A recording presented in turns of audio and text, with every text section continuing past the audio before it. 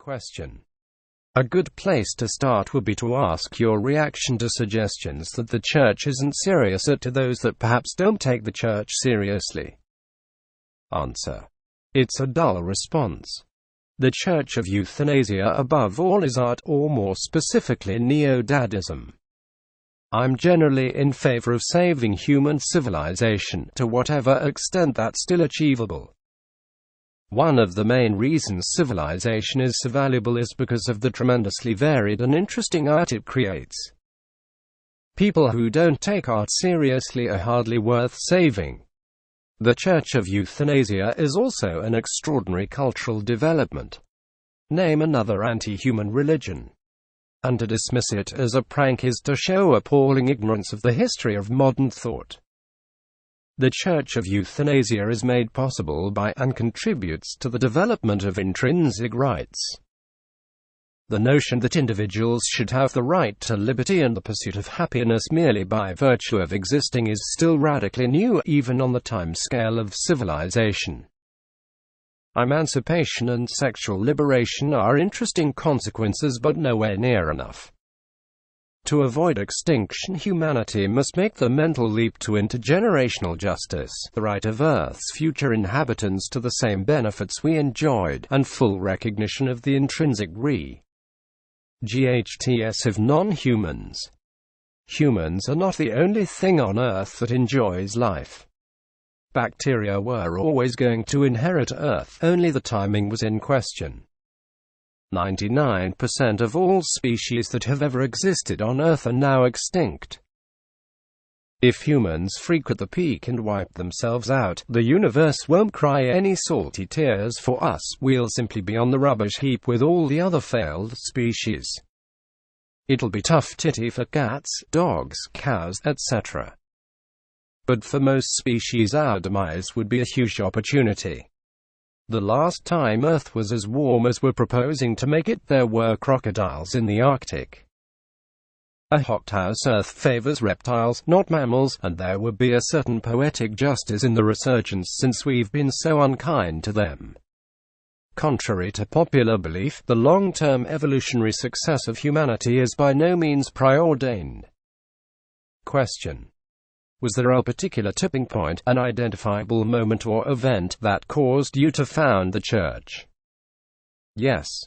It was a headline in the New York Times, which said, "Scientists predict global warming irreversible." I would have been about 10 years old. Question. Do you agree with allegations in the past that suicides have occurred because, or with the help of, the church site? If so, how do you feel about it? It's a suicide cult. Of course people killed themselves. Sometimes we help them.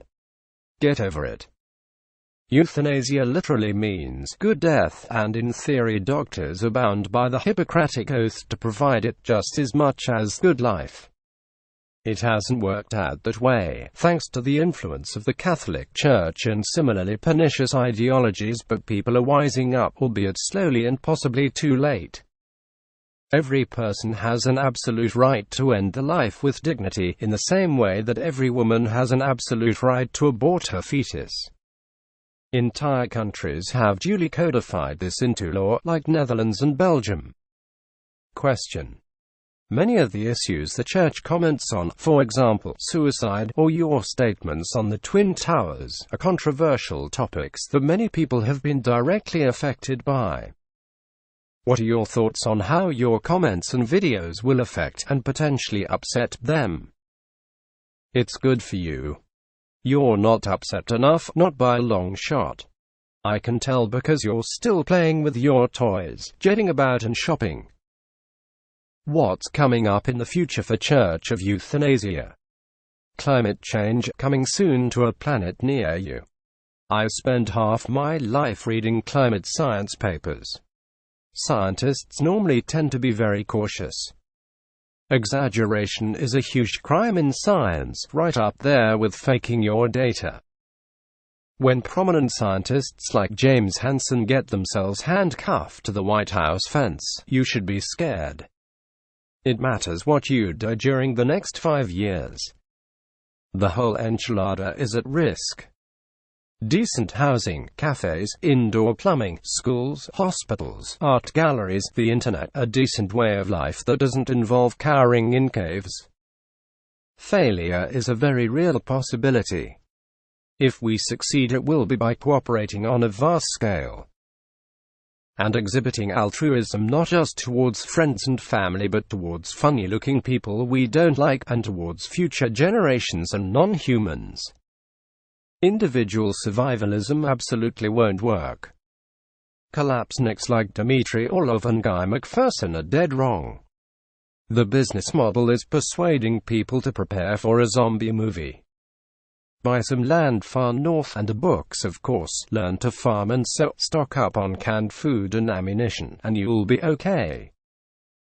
They want collapse to happen, because they think they can survive it and be the noble savages that purify the human race. It's total rubbish, because loss of civil society favors organized criminals, not intellectuals. If humanity loses control globally, Orlov and McPherson will be toast, along with anyone else with a shred of decency. If you want a model of that future, look at failed states. Sudan, Gaza, Iraq, Cambodia, Afghanistan, even the former Soviet Union. When it's every man for himself, the sociopaths win. They'll roll onto McPherson's farm, rape the women, kill everyone, take whatever they want, and burn the place to the ground.